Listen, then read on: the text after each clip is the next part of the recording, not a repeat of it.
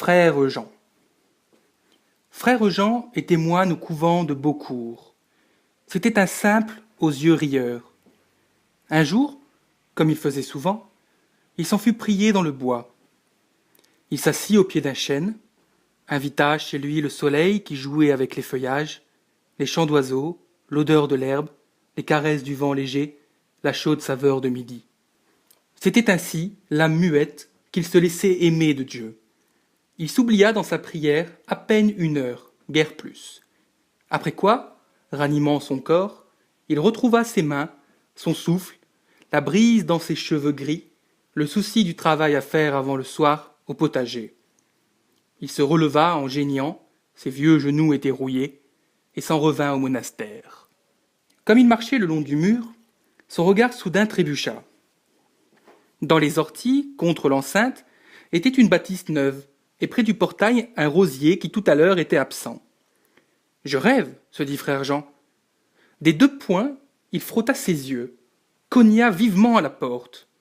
3 verrous claquèrent dedans.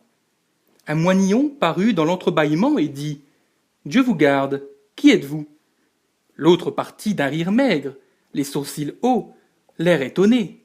« Eh, parbleu, je suis frère Jean, gronda-t-il. D'où sors-tu, Blanc-bec » « Je ne connais pas ce nom-là, répondit le portier.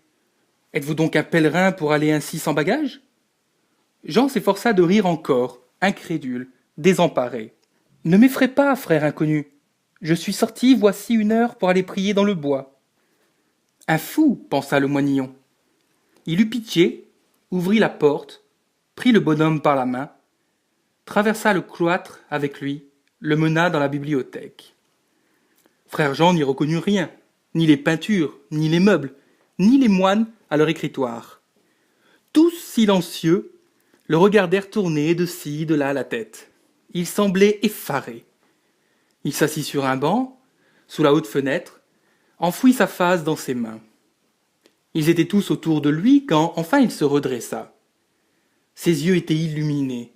Dieu semblait rire dedans. Il s'en fut droit à l'étagère où étaient les registres anciens, les ouvrit tous, l'un après l'autre, mit enfin le doigt sur la page où son supérieur, autrefois, avait inscrit en lettres droites « Frère Jean, sorti dans le bois, n'est pas reparu au couvent. » L'encre pâlie, lisible à peine, était vieille de 200 ans. Il avait cru prier 1 heure dans l'innocence de midi. « Frère, dit-il, le temps n'est rien qu'une illusion sur notre route. » Il mourut là, sur le dallage, en souriant au plafond haut.